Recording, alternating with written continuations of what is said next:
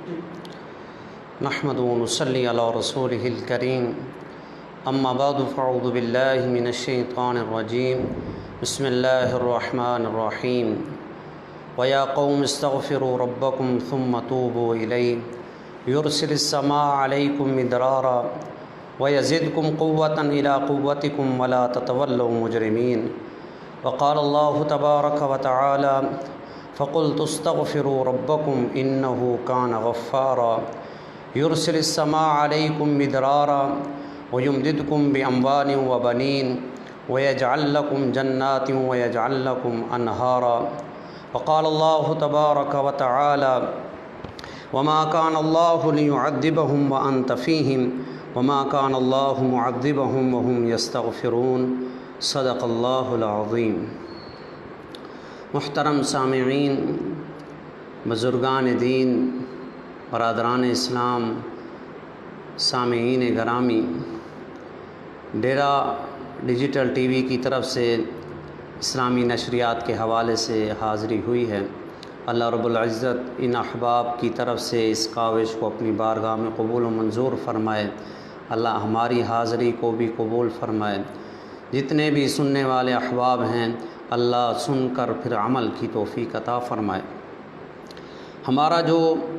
آج کا عنوان ہے وہ موجودہ حالات میں استغفار کی اہمیت کے حوالے سے ہے۔ آپ حضرات بخوبی واقف ہیں کہ اس وقت پوری دنیا، خواہ وہ مسلمان ہیں یا کافر ہیں، کسی مذہب سے تعلق رکھتے ہیں، وہ انسان ہیں، وہ کوئی نہ کوئی پریشانی، کسی تکلیف، مصیبت، آزمائش، امتحان میں مبتلا ہے۔ اور پھر خصوصاً ہمارا ملک وطن عزیز پاکستان، اس میں بھی وہی حالات ہیں۔ امت مسلمہ ہر اعتبار سے تکلیفوں میں، پریشانیوں میں، مصیبتوں میں، آفتوں میں، وباؤں میں، پریشانیوں کے اعتبار سے ہر طرف سے حملے ہیں۔ کرونا کی وجہ سے کوئی پریشان ہے کہ کرونا کی وبا ہے، ہر طبقہ اس سے متاثر ہے۔ اس کے علاوہ ٹڈی دل، جس کی وجہ سے کسان، غریب طبقہ، دیہاتی احباب جو کاشتکار ہیں، زراعت سے تعلق رکھتے ہیں، وہ احباب پریشان ہیں کہ اس قدر ٹڈیاں ہیں کہ ہر طرف سے حملہ آور کہ وہ منٹوں سیکنڈوں میں فصلوں کو تباہ کر دیتی ہیں۔ ایک دوست بتا رہے تھے کہ ایسے جب وہ دن کے وقت ٹڈیاں پرواز کرتی ہیں اور گھروں کے اوپر سے گزرتی ہیں تو ایسے لگتا ہے جیسے رات ہو گئی، اس قدر ان کی تعداد زیادہ ہے۔ اور پھر جب وہ فصل پر حملہ آور ہوتی ہیں تو منٹوں سیکنڈوں کے اندر وہ فصلوں کو تباہ کر دیتی ہیں۔ تو ٹڈی دل یہ بھی ایک آزمائش، امتحان ہے اللہ کی طرف سے، عذاب کی شکل و صورت ہے، اس وجہ سے پریشان ہے۔ سورج گرہن گزشتہ اتوار کے دن سورج گرہن ہوا، جو اللہ کی قدرت کی نشانیوں میں سے تھا۔ عذاب کی شکل بھی ہو سکتی تھی، اللہ نے حفاظت فرمائی، لیکن ایک قسم کی اللہ کی طرف سے آزمائش تھی، قدرت کی نشانی تھی کہ دن رات میں بدل گیا، کہ دن کے اندر بھی ایسی تاریکی چھا گئی جیسے رات تھی۔ اس کے علاوہ کوئی غربت کی وجہ سے پریشان ہے، کوئی معیشت کی وجہ سے پریشان ہے، معاشی حالات ملکی اعتبار سے ڈماڈول ہیں، کیفیات ایسی ہیں کہ معاشی احباب پریشان ہیں۔ تاجر طبقہ تجارت کی وجہ سے پریشان ہے، دکاندار طبقہ دکان کی وجہ سے پریشان ہے، اور علماء پریشان ہیں، مدارس بند ہیں۔ اور پھر گزشتہ 2 ماہ میں بڑے بڑے علماء کا دنیا سے رخصت ہو جانا، جو قرب علامات قیامت میں سے ہے۔ فرمایا کہ قرب قیامت علم اٹھ جائے گا علماء کے اٹھ جانے کے ساتھ، کہ علماء دنیا سے اٹھ جائیں گے، علم بھی اٹھ جائے گا۔ تو اس اعتبار سے ہر طبقہ، حکومت پریشان، اپوزیشن کی وجہ سے، اپوزیشن پریشان، حکومت کی وجہ سے، مختلف حالات ہیں۔ ہر طبقے کو آپ اگر اپنی نظر دوڑائیں اپنے ارد گرد کے ماحول میں، کہ کوئی انسان کسی طبقے سے تعلق رکھتا ہے تو وہ کسی نہ کسی پریشانی، مصیبت، آزمائش، امتحان اور وبا کے اندر گھرا ہوا ہے۔ ہر انسان پریشان ہے، اس پریشانی کے عالم میں ہے کہ اس کو سمجھ نہیں کہ کیا کیا جائے۔ حالات اس قدر ہیں، ملکی حالات، معیشت کے اعتبار سے، معاشی اعتبار سے، سیاست کے اعتبار سے، حکومت اور اپوزیشن کے اپنے حالات، سیاسی اعتبار سے وہ گہما گہمی ہے، وہ پریشانی کا عالم ہے۔ غریب طبقہ غربت میں پریشان ہے، کوئی بجلی کے حالات میں، کوئی بجلی کے بلوں کی وجہ سے، کوئی اپنے کھانے کی وجہ سے، کوئی پینے کی وجہ سے، کوئی لباس کی وجہ سے، کوئی گھر کی وجہ سے۔ اگر عمومی ہم اپنے ملک کے حالات کا جائزہ لیں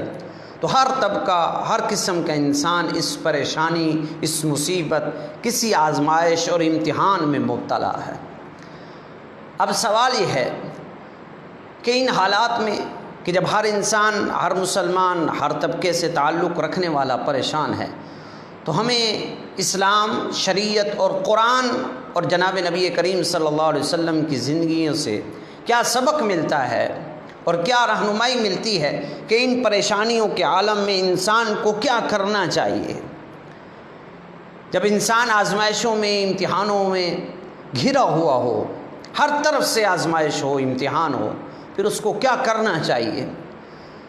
تو میں نے قرآن مجید کی چند آیات مبارکہ تلاوت فرمائی ہیں، جن میں سے دو کا تعلق پہلی قوموں کے ساتھ ہے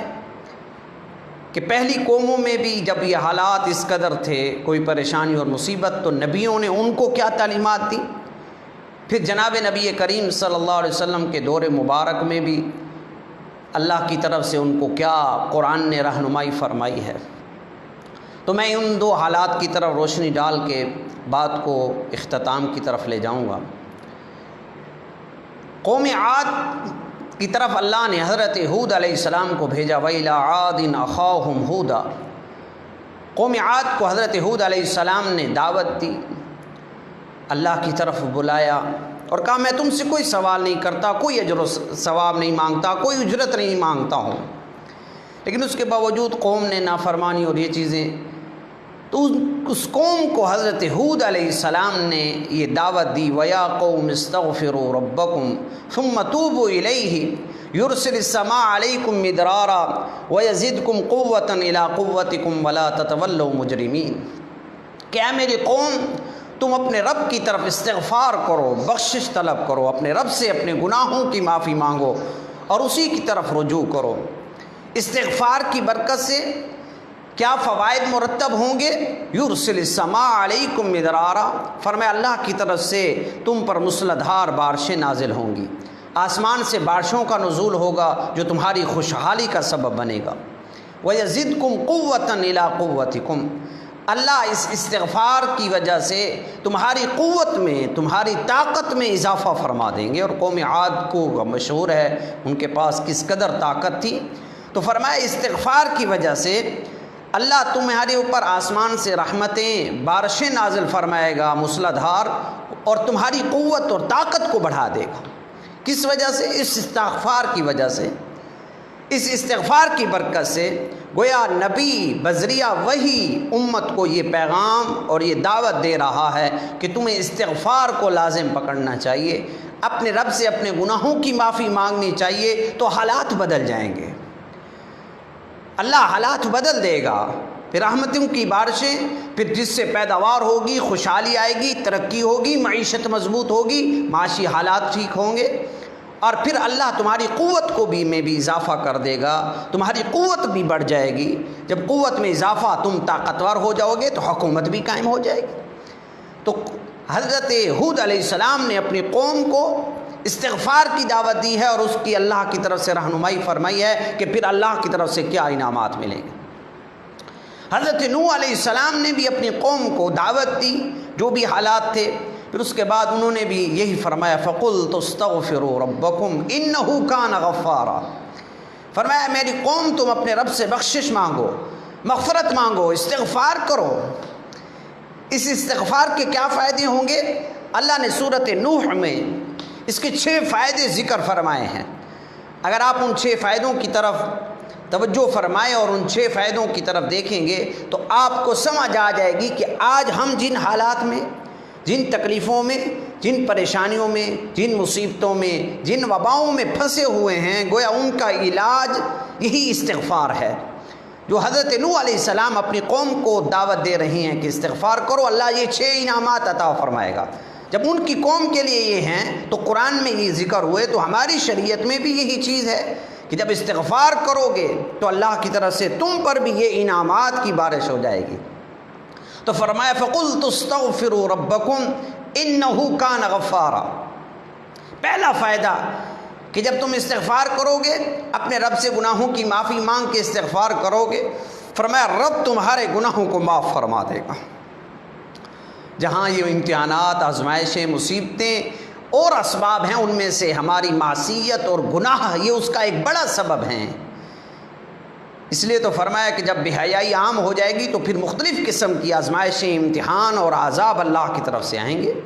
تو جب استغفار ہوگا، انہ کان غفارا، اللہ مغفرت فرما دے گا، گناہوں کو معاف فرما دے گا۔ گویا جو معصیت کی وجہ سے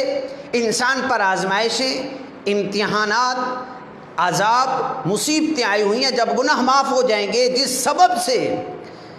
جو وجہ بنی ہوئی ہے عذابوں کی آنے کی، جب وہ سبب ہی ختم ہو جائے گا، گناہ ہی معاف ہو جائیں گے، معصیت ہی ختم ہو جائے گی، تو وہ عذاب بھی ختم ہو جائیں گے۔ تو پہلا فائدہ فَقُلْتُ اسْتَغْفِرُوا رَبَّكُمْ إِنَّهُ كَانَ غَفَّارًا، اللہ کی طرف سے بخشش کا اعلان، یہ پہلا انعام ہوگا استغفار کی وجہ سے۔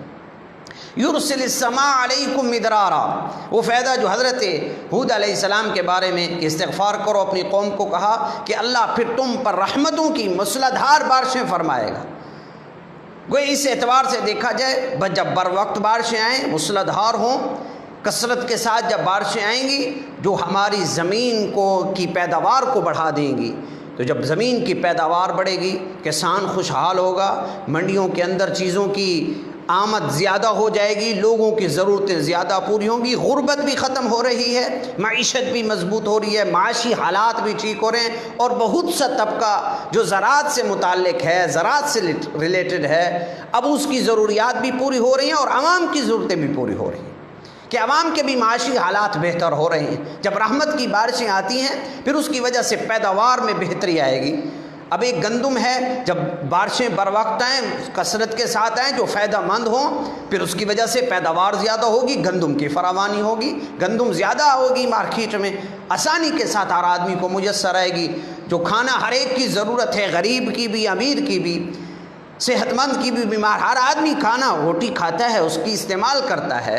تو اب گندم جب وافر مقدار میں سہولت کے ساتھ، آسانی کے ساتھ مل جائے گی، کیوں؟ بارشیں رحمت کی کثرت سے برسی ہیں، پیداوار بہتر ہوئی ہے، اس اعتبار سے لوگوں کو فائدہ، کسان کا فائدہ، غریب کا فائدہ، کاروباری طبقے کا فائدہ، معاشی اعتبار سے معیشت کو فائدہ، ہر اعتبار سے فائدہ ہوگا،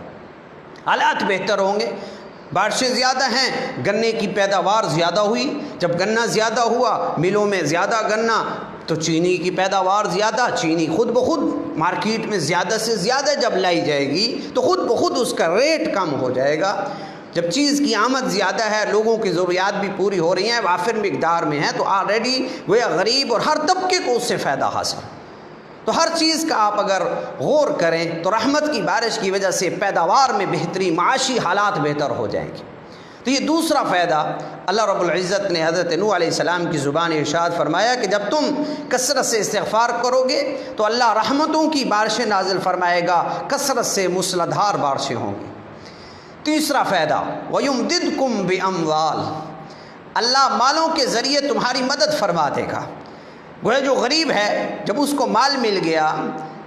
پیسے مل گئے، اس کی ضرورت پوری ہو رہی ہے، مال زیادہ ہو رہا ہے، مال کے ذریعے سے اس کی مدد کی جا رہی ہے، تو غربت ختم ہو رہی ہے، پھر غریب غریب نہیں رہ رہا، پھر اس کے معاشی حالات، معیشت کے اعتبار سے جب مال ہی ملے گا، استغفار کی وجہ سے اللہ اس کو مال زیادہ عطا فرمائیں گے۔ وَيُمْدِدْكُمْ بِأَمْوَالٍ، مال کی جب فراوانی ہو جائے گی، حالات اور بہتری کی طرف جائیں گے۔ معاشی اعتبار سے غربت کی سطح، گویا کہ غربت کم ہو رہی ہے، لوگ کے حالات بہتر ہو رہے ہیں، کاروبار اچھے طریقے سے چل رہا ہے، لین دین معاملات اچھے، پیسے کی گویا کہ جو لین دین ہے اس سے حالات مزید بہتری کی طرف جا رہے ہیں۔ تو اللہ فرماتے تیسرا فائدہ کہ جب تم استغفار کرو گے وَيُمْدِدْكُمْ بِأَمْوَالٍ، اللہ مالوں کے ذریعے تمہاری مدد فرما دے گا۔ وَبَنِينَ، چوتھا فائدہ کہ جب تم استغفار کرو گے اللہ تمہیں اولاد عطا فرمائے گا، اور بنین فرمایا اولاد، بیٹے بیٹیاں دونوں اس میں آ گئے، اولاد عطا فرمائے گا، اولاد کی فراوانی ہو جائے گی۔ اور جب اولاد زیادہ ہے، انسان کی طاقت زیادہ ہو رہی ہے، انسان کی قوت بڑھ رہی ہے، جب اولاد زیادہ ہے اس کے ذریعے سے اللہ مرد کمزور ہو گیا، باپ بوڑھا ہو رہا ہے، اولاد زیادہ ہے، 5-6 بیٹے ہیں، وہ اس کے دستے بازو بن جائے گی، اس کی محنت میں، اس کی معیشت میں، اس کی کمانے میں، اس کی مدد کرنے کے اندر جب اولاد کی اللہ کی طرف سے نعمت عطا فرما دیں گے وہ اس استغفار کی برکت۔ یہ چوتھا فائدہ، وَيُمْدِدْكُمْ بِأَمْوَالٍ وَبَنِينَ، اللہ اولاد زیادہ عطا فرما دے۔ یہاں میں ضمناً یہ بھی بات عرض کرتا چلوں کہ فرمایا جس کی اولاد نہیں ہے وہ کثرت کے ساتھ استغفار کرے تو اللہ اس کی وجہ سے اس کو اولاد عطا فرمائیں گے، اولاد نرینہ بھی جو بھی ہے، اگر اولاد نہیں ہے پھر بھی کثرت سے استغفار کرے گا، اس کی وجہ سے مال بھی بڑھ رہا ہے، رزق کی تنگی بھی ختم ہو جائے گی اس استغفار کی برکت سے۔ اگر اولاد کی نعمت نہیں ہے، یہ دونوں بڑی نعمتیں ہیں، اولاد بھی اور مال بھی انسان کے لیے زندگی گزارنے کے لیے، کہ مال ہے تو زندگی سہولت کے ساتھ، اولاد ہے جو اس کے دستے بازو ہے، اس کے لیے طاقت بن رہی ہے، تو اس کے لیے اس کی زندگی آسانی کے ساتھ گزر رہی ہے۔ تو چوتھا فائدہ فرمایا کہ وہ بنین، اللہ اولاد زیادہ عطا فرما دے گا، اولاد بھی استغفار کی وجہ سے۔ وَيَجْعَلْ لَكُمْ جَنَّاتٍ، فرمایا جب تم استغفار کرو گے اللہ باغات تمہارے لیے بنا دے گا، باغات کی فراوانی، پھل فروٹ زیادہ ہو جائے گا۔ آج اس مہنگائی کے دور میں غریب آدمی تو فروٹ کا سوچ بھی نہیں سکتا، جو کھانا 2 ٹائم کا بڑی مشکل سے کما کر بچوں کو کھلا رہا ہے وہ پھل فروٹ کا کہاں سوچے گا؟ تو اس لیے فرمایا جب استغفار کرو گے تو اللہ اس کی وجہ سے باغات میں فراوانی عطا فرما دے گا، ہر چیز کے باغات زیادہ ہو جائیں۔ جب باغات زیادہ ہو رہے ہیں، جو پہلی چیز عرض فرمائی تھی، زراعت میں بہتری، معیشت میں بہتری، معاشی حالات بہتر ہو رہے ہیں، جب چیز کی آمد زیادہ ہو رہی ہے، پھل فروٹ کے اعتبار سے جب آمد زیادہ ہے، منڈیوں میں چیز زیادہ آ رہی ہے تو اس کی سہولت ہر ایک کو آسانی کے ساتھ مل جائے گی۔ جب چیز زیادہ ہے تو اس کا ریٹ کم ہو جائے گا، آمد زیادہ ہے، لوگوں کی ضرورت سے بھی چیز زیادہ ہے تو اس کا خود بخود منڈی کے اعتبار سے بھی ریٹ کم ہو جائے گا اور ہر آدمی اس کو استعمال کر سکتا ہے۔ تو وَيَجْعَلْ لَكُمْ، باغات کی کثرت، اللہ اس کے ذریعے سے استغفار کی برکت سے 5واں فائدہ کہ اللہ باغات زیادہ فرما دے گا۔ وَيَجْعَلْ لَكُمْ أَنْهَارًا، 6واں فائدہ استغفار کی وجہ سے اللہ تمہارے لیے نہری نظام بنا دے گا۔ وہی بارشیں زیادہ، نہری نظام بہتر، کتنی زمین بنجر ہے، اب آپ خود اندازہ لگائے اپنے ملک پاکستان میں اگر نہری نظام بہتر بن جائے، پانی کی فراوانی ہو جائے، ہر جگہ پر پانی میسر آ جائے، زمینیں کے اندر پیداوار زیادہ ہو جائے، تو اب آپ دیکھیں اس استغفار کی وجہ سے اس کا محور آپ دیکھ لیں، قرآن کی زبان تو رزق میں وسعت ہو رہی ہے، اولاد میں وسعت ہو رہی ہے، کھانے پینے کی اشیاء میں وسعت، گویا غربت ختم، معیشت کو بہتر کیا جا رہا ہے۔ جب معیشت بہتر، معاشی حالات بہتر تو لڑائی جھگڑے، فساد، قتل و غارت، یہ ساری چیزیں ختم ہو رہی ہیں اس استغفار کی برکت سے، گناہ بھی معاف ہو رہے ہیں، چیزوں میں بھی کثرت آ رہی ہے، چیزوں کے اندر بھی اللہ وسعت عطا فرما رہے ہیں، مال کے ذریعے، اولاد کے ذریعے، باغات کے ذریعے، نہروں کے ذریعے، مختلف اعتبار سے اللہ اس استغفار کی برکت سے امت کو فائدہ عطا فرما رہے ہیں۔ تو یہ حضرت نوح علیہ السلام نے بھی اپنی قوم کو کہا اپنے رب سے استغفار کرو، بخشش طلب کرو، گناہوں کی معافی مانگو، اللہ یہ فوائد عطا فرما دے گا۔ اور تیسری آیت مبارکہ جو میں نے تلاوت فرمائی کہ مشرکین مکہ حضور صلی اللہ علیہ وسلم کو فرماتے ہیں وَإِذْ قَالُوا اللَّهُمَّ إِنْ كَانَ هَذَا هُوَ الْحَقُّ مِنْ عِنْدِكَ، کہ اگر آپ کہتے ہیں یہ قرآن اللہ نے آپ کو دیا ہے، آپ اللہ کے نبی اور پیغمبر ہیں اور آپ حق اور سچ ہیں، آپ سچے نبی ہیں، قرآن سچا ہے، یہ اللہ کی کلام ہے، آپ پر وحی آتی ہے، آپ نبی اور پیغمبر رسول ہیں، تو پھر آپ اپنے رب کو کہیں فَأَمْطِرْ عَلَيْنَا حِجَارَةً مِّنَ السَّمَاءِ، پھر آپ کا رب ہماری نافرمانی اور مخالفت کی وجہ سے، ہم آپ کو نہیں مانتے، قرآن کو نہیں مانتے، آپ کی نبوت اور رسالت کا انکار کر رہے ہیں، تو پھر اپنے رب کو کہیں ہمارے اوپر آسمان سے پتھروں کی بارش نازل فرما دے، فَأَمْطِرْ عَلَيْنَا حِجَارَةً مِّنَ السَّمَاءِ، پھر پتھروں سے بارش، پتھروں کی بارش آسمان سے اللہ نازل فرما دے ہمارے اوپر، یا آویتنا بعذاب، یا اور کوئی بڑا عذاب لے،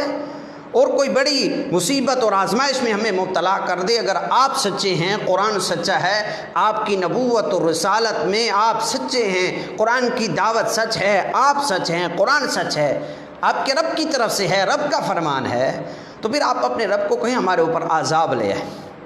تو اللہ رب العزت نے فرمایا نبی آپ ان کو جواب دے دیں کہ ہم ان کے مستحق کے عذاب ہونے کے باوجود بھی عذاب نازل نہیں کر رہے ہیں،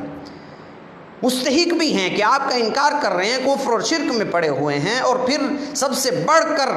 بڑی دلیری یہ ہے کہ یہ خود مانگ رہے ہیں عذاب کو، کہ پتھروں کی بارش ہو جائے یا عذاب آ جائے، خود مانگ بھی رہے ہیں، مستحق بھی ہیں اپنی بدعمالیوں کی وجہ سے، کفر کی وجہ سے، شرک کی وجہ سے، لیکن ہم عذاب نازل نہیں کر رہے۔ اس کی کیا وجہ ہے؟ فرمایا وما کان اللہ لیعذبہم وانت فیہم۔ پہلی چیز فرمایا نبی ہم ان کو عذاب نہیں دے سکتے اس لیے کہ آپ کی ذات ان کے اندر موجود ہے۔ جب نبی رحمت للعالمین نبی موجود ہوتا ہے تو اللہ عذاب نازل نہیں فرماتے، جب تک نبی اس علاقے کو، اس وطن کو چھوڑ نہیں دیتا اللہ کی طرف سے عذاب نہیں آتا ہے نبی کی موجودگی میں۔ اور فرمایا وانت فیہم، اے نبی رحمت للعالمین، آپ ہمارے محبوب پیغمبر، آپ کے ہوتے ہوئے عذاب آ جائے، ایسا کیسے ہو سکتا ہے؟ یہ مستحق ہیں، ان کی نافرمانیاں اس قدر ہیں، کفر اور شرک، اور یہ مانگ بھی رہے ہیں، اس قابل بھی ہیں، لیکن وَأَنْتَ فِيهِمْ، آپ کی موجودگی ان کے لیے اس عذاب سے رکاوٹ ہے، ہم ان کو عذاب نہیں دے رہے۔ اور دوسری چیز فرمائی وَمَا كَانَ اللَّهُ مُعَذِّبَهُمْ وَهُمْ يَسْتَغْفِرُونَ، کہ اللہ ان کو عذاب نہیں دے رہا اس لیے کہ ان میں ایسے لوگ ہیں جو استغفار کرتے ہیں۔ بعض مفسرین نے فرمایا کہ مسلمان موجود ہیں وہ استغفار کرتے ہیں، اور بعض مفسرین کی رائے یہ ہے کہ ان میں موجود سے مراد مشرکین جب کعبۃ اللہ کا طواف کرتے تھے وہ بھی غفرانک اللہ سے مغفرت مانگتے تھے، استغفار کرتے تھے، کفر اور شرک کے ہونے کے باوجود بھی گناہوں کی معافی مانگ رہے ہیں، ایمان نہیں لا رہے، لیکن پھر بھی غفرانک کہہ رہے ہیں۔ تو فرمایا اس وجہ سے اللہ فرماتے ہیں کہ ہم ان کو عذاب نہیں دیتے۔ اب جناب نبی کریم صلی اللہ علیہ وسلم کی ذات اقدس تو اس دنیا سے پردہ فرما گئی، قبر اطہر میں حضور صلی اللہ علیہ وسلم آرام فرما ہے، آپ تو موجود نہیں ہیں اس دنیا کے اس نظام کے اندر، لیکن وما کان اللہ معذبہم وہم یستغفرون، جو دوسری بڑی وجہ اور ہمارے لیے دوسرا بڑا ہتھیار ہے ہمارے لیے عذاب کو روکنے کا، یا عذاب آ جائے تو اس کو ہٹانے کے لیے ہمارے پاس دوسری بڑا ہتھیار اللہ فرماتے ہیں وہ استغفار ہے،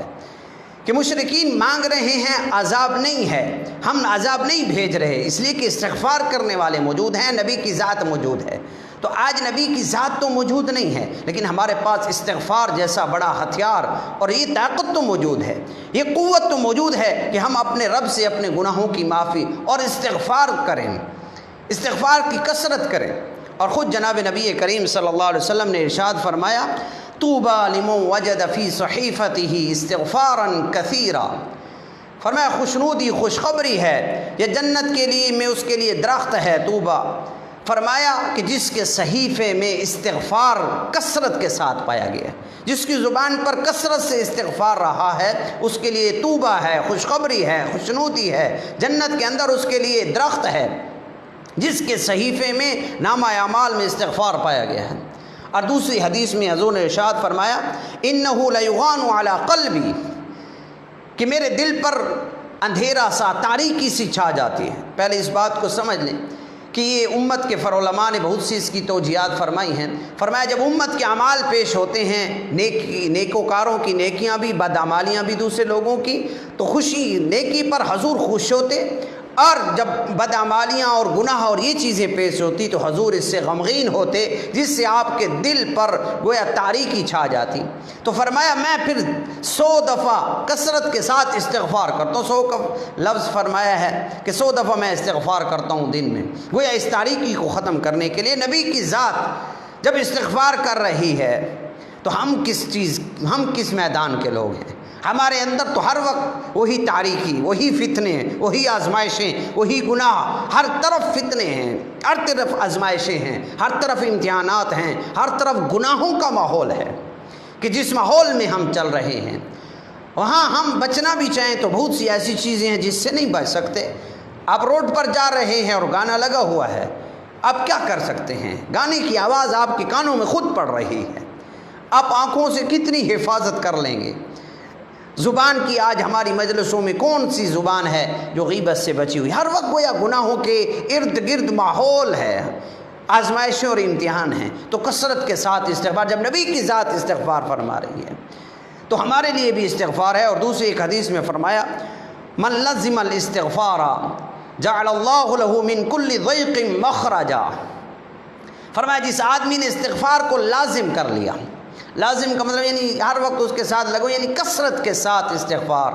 چلنا پھرنا اٹھنا بیٹھنا، ہر لمحہ ہر آن ہر گھڑی اس نے استغفار کو کیا ہوا ہے، اور وہ اس نے استغفار کو لازم کیا ہوا ہے اپنے اوپر، وہ استغفار زیادہ کرتا ہے۔ اللہ کے نبی فرماتے جعل اللہ له من کل ضیق مخرجا، اللہ اس کے لیے ہر تنگی سے نکلنے کا راستہ عطا فرما دے گا، اللہ اس کو ہر تنگی سے نکال دے گا، کوئی نہ کوئی راستہ کوئی نہ کوئی ذریعہ بنا دے گا کہ اس استغفار کی وجہ سے اللہ اس کو اس تنگی سے نکال دے گا۔ جو میں نے شروع میں عرض کیا کہ ہم کس قدر پریشانیوں میں، کوئی رزق کی تنگی میں ہے، کوئی غربت کی تنگی میں ہے، کوئی پریشانی میں ہے، کوئی مصیبت، مختلف قسم کی آزمائشیں ہیں، مختلف قسم کی پریشانیاں ہیں، ہر طبقہ اس میں متاثر ہے۔ تو گویا ہر انسان کسی نہ کسی تنگی میں، کسی نہ کسی پریشانی مصیبت آزمائش میں بیماری میں گھرا ہوا ہے، اس ماحول میں ہے۔ تو جو استغفار کو کرے گا، فرمایا جعل اللہ له من کل ضیق مخرجا، اللہ اس کے لیے اس تنگی سے نکلنے کا راستہ عطا فرما دے گا، اس کو اللہ اس تنگی سے نکال دے گا استغفار کی وجہ سے۔ جو استغفار کو کثرت سے کرے گا، استغفار کو لازم پکڑے گا، اللہ اس کے لیے اس تنگی سے نکلنے کے لیے کوئی نہ کوئی راستہ بنا دے۔ دوسرا فرمایا ومن کل ہم فرجا، اللہ اس کو ہر قسم کے غم سے اللہ اس کے لیے آسانی پیدا فرما دیں گے، نجات عطا فرما دیں گے۔ ہم کہتے ہیں ایسی مصیبت، ایسی تکلیف جو انسان کو پگھلا دے اندر سے، اور علماء نے فرمایا کہ یہ حزن غم سے بھی ہم زیادہ بڑا گناہ ہے، بڑی مصیبت ہے اور آزمائش ہے انسان کے لیے کہ غمگین ہونا، حزن انسان کے لیے غمگین یہ بھی ہے لیکن ہم اس سے بڑا ہے کہ ظاہری غم ایک ہے اندر کی انسان کے اندر سے پگھلا دے، ایسا اس کو ہم کہا جاتا ہے۔ تو فرمایا جب استغفار کو کرے گا اللہ اس کے لیے سارے غموں کو کے لیے آسانی فرما دے گا، غم دور کر دے گا، غم اسے نجات دے دے گا، غم کھول دے گا اللہ اس کے لیے، استغفار کو جو لازم پکڑے گا۔ اور تیسری چیز فرمایا وَرَزَقَهُ مِنْ حَيْثُ لَا يَحْتَسِبُ، اللہ اس کو ایسی جگہ سے رزق دے گا جہاں سے اس کو گمان بھی نہیں ہوگا، اس کا گمان بھی نہیں ہے، اللہ ایسی جگہ سے اس کے لیے رزق کے اسباب پیدا فرما دے گا، اللہ اس کو رزق کے لیے ایسی جگہوں سے رزق عطا فرما دے گا جہاں سے اس کی سوچ بھی نہیں ہے، اس کا گمان بھی نہیں ہے، اللہ ایسی جگہوں سے اس کے لیے رزق کے دروازے کھول دے گا۔ رزق میں ساری چیزیں آ گئی، کھانا پینا، اس کی ضروریات زندگی جو بھی ہے، اللہ ایسی جگہ سے عطا فرمائے گا جہاں سے اس کا گمان بھی نہیں ہوگا۔ اور یہاں علماء نے فرمایا، اس حدیث میں فرمایا جو تقوی کی وجہ سے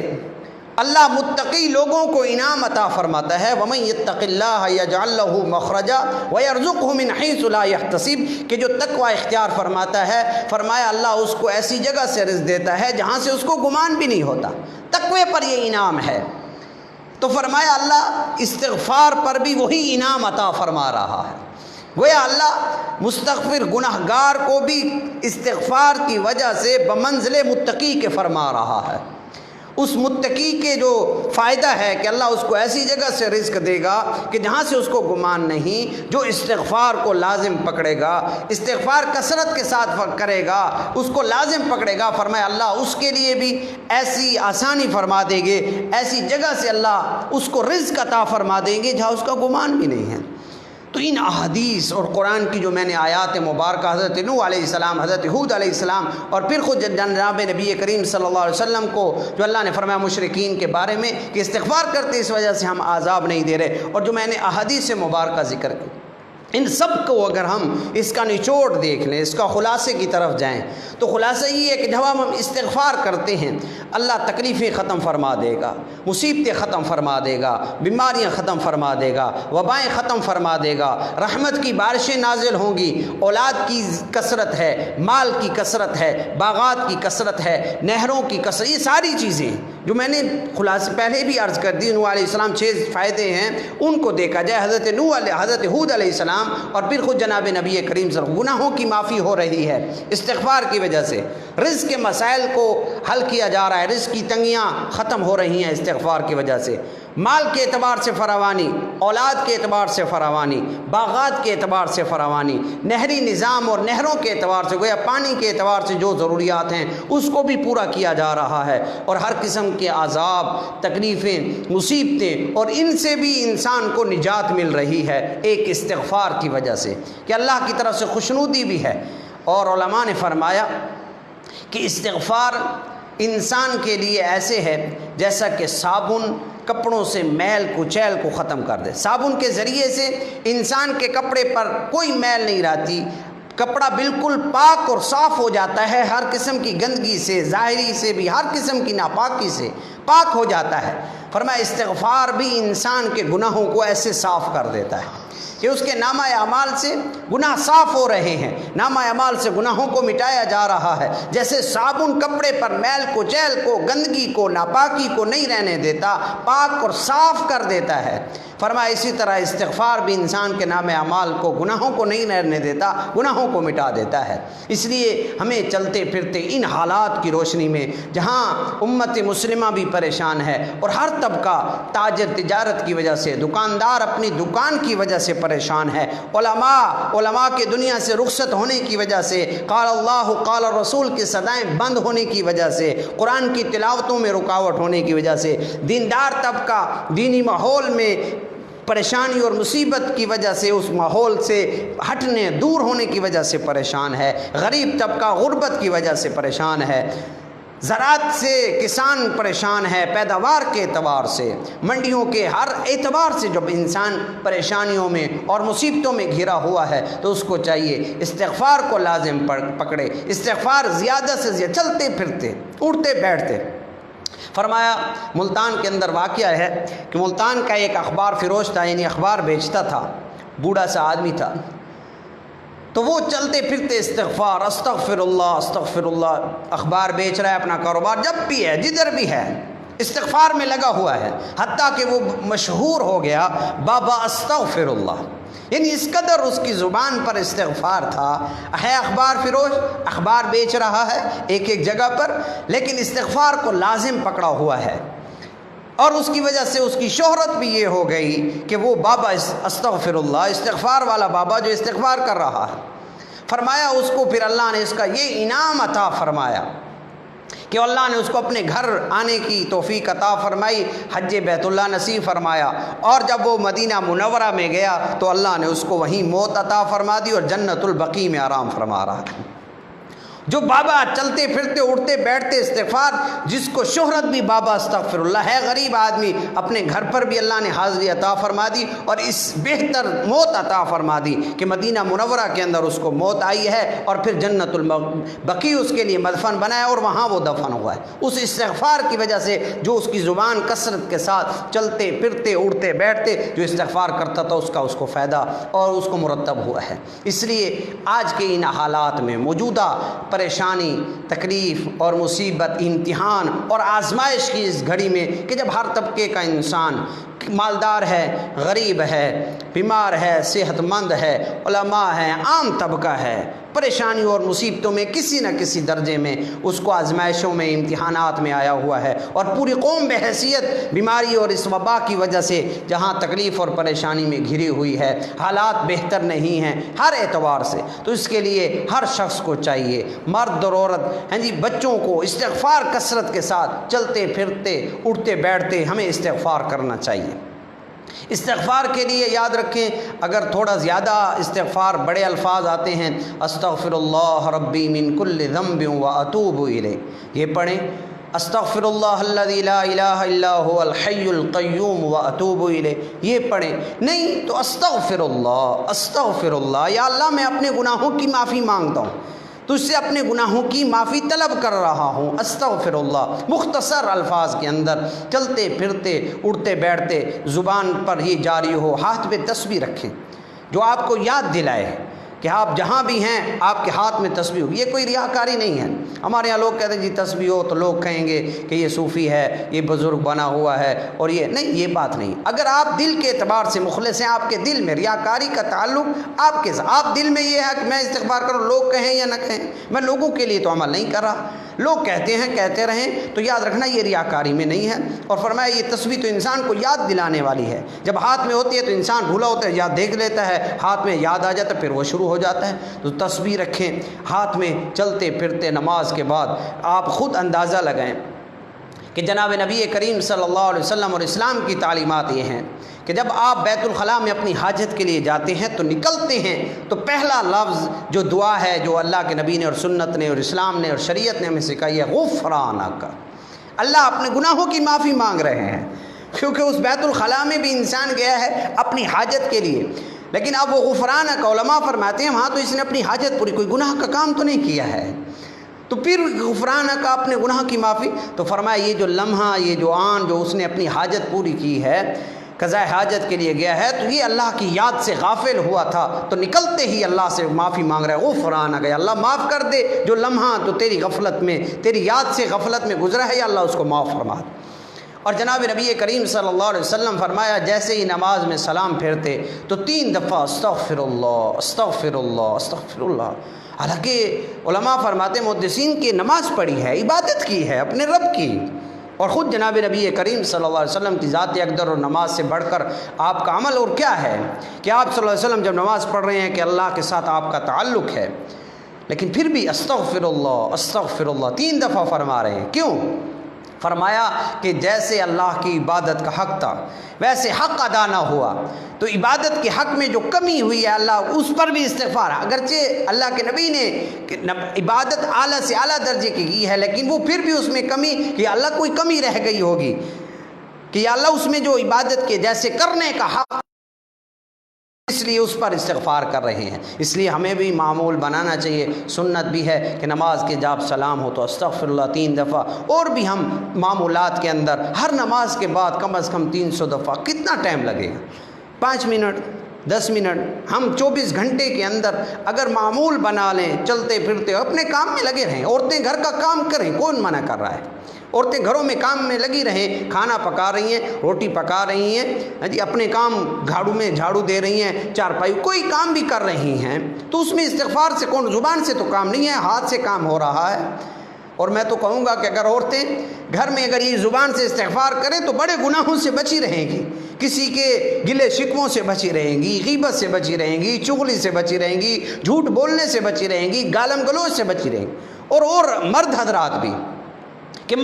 بھی جب مجلس میں بیٹھے ہیں استغفار کریں، چلتے پھرتے استغفار کریں، گناہوں سے، زبان غیبت سے بچی ہوئی ہے، جھوٹ سے بچی ہوئی ہے، چغلی سے بچی ہوئی ہے۔ انسان اب زبان سے کئی گناہ کر لیتا ہے، اس کے کئی گناہ ہو جاتے ہیں۔ جب زبان ذاکر ہوگی، استغفار کر رہی ہوگی تو انسان خود بخود گناہوں سے بچا ہوا ہوگا۔ اس لیے ہمیں آج کے ان حالات میں، ان پریشانی اور ان مصیبت میں اللہ رب العزت کی بارگاہ میں دعا ہے کہ اللہ ہمیں اس تکلیف سے، اس پریشانی سے جس میں ہم مبتلا ہیں، امت مسلمہ کو جلد سے جلد نجات عطا فرما دے۔ اور اس کے لیے ہمارے کرنے کے لیے یہ ہے کہ ہم اللہ کے حضور گڑ گڑا کر توبہ استغفار کریں اور کثرت سے استغفار کریں، تو رب کی رحمت سے، اور قرآن ہمیں یہ بتا رہا ہے کہ انشاءاللہ رب کی رحمت ضرور آئے گی۔ جب رب کی رحمت آئے گی تو ساری تکلیفیں، ساری پریشانیاں، ساری مصیبتیں، ساری آزمائشیں، سارے امتحانات، ہر قسم کے عذاب، اور اس سے امت مسلمہ نجات حاصل کر لے گی۔ اللہ رب العزت مجھ سمیت پوری امت مسلمہ کو کثرت کے ساتھ استغفار کی توفیق عطا فرمائے۔